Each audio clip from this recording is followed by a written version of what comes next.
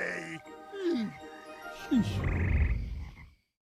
One morning, while Gordon was being steamed up, his driver and fireman were looking over the timetable, as a new one had recently been issued.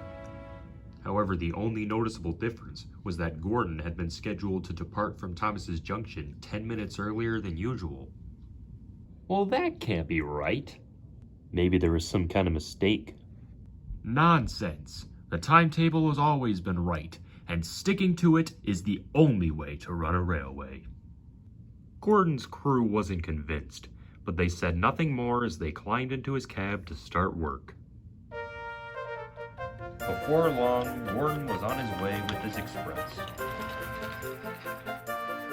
He wanted to go faster than usual so as to arrive at Thomas's Junction quickly, but his driver wouldn't let him.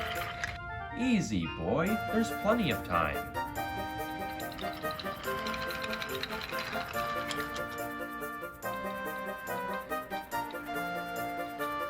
When they arrived at the junction, Thomas was nowhere to be seen. Gordon was delighted. This change to the timetable must mean that we don't have to wait for Thomas anymore.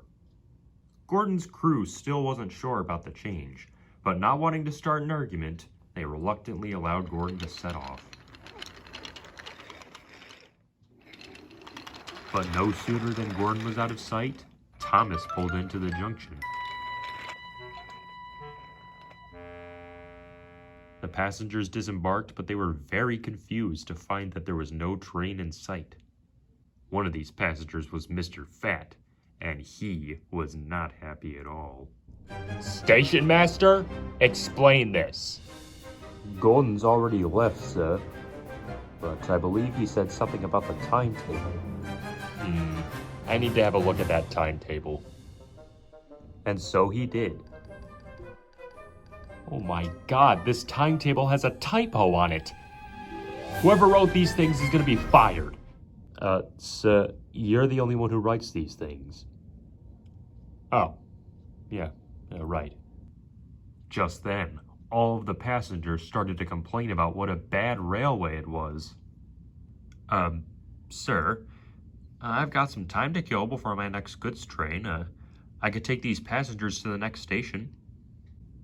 Good idea, Thomas. It's not like we have any other ideas. And so it was arranged. Thomas took the passengers to the next station, where Henry was waiting to take them the rest of the way on his local train. When Gordon arrived back at the big station later that day, Mr. Fat was waiting for him. Gordon, you left Thomas's Junction without waiting for his passengers, and your stunt has caused confusion. And delay as well, if you want to get technical. What have you got to say for yourself? I was just following the timetable, sir, because sticking to it is our first priority. Passengers are our first priority, Gordon. As punishment, you'll be staying in a siding and think about what you've done. So Gordon was parked on a siding outside the station. He was not happy about this at all, but he adamantly refused to believe he had done anything wrong. Presently, James arrived at the station, and he was most confused when he saw Gordon. What are you doing here, Gordon? Shouldn't you have left with your next train by now? Gordon didn't want James to know why he was really here, so he decided to lie. Well, James, Mr. Fat told me to stay here so I can show everyone what a really fine engine looks like. James didn't believe Gordon, and he left the station in a fit of laughter. The next engine to arrive was Henry. Why are you in that siding, Gordon? Is something the matter? Gordon didn't want to let Henry find out either, so he came up with another lie. No, Henry, I've been asked to stay here so I can make sure everybody else runs to time. But Henry didn't believe Gordon either, and he left the station without another word.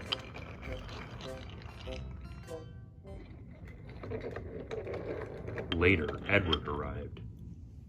Hello, Gordon. I hear you haven't been very truthful about why you're stuck in these sidings. You mind explaining? By now, Gordon was feeling sorry for himself, so he told Edward everything.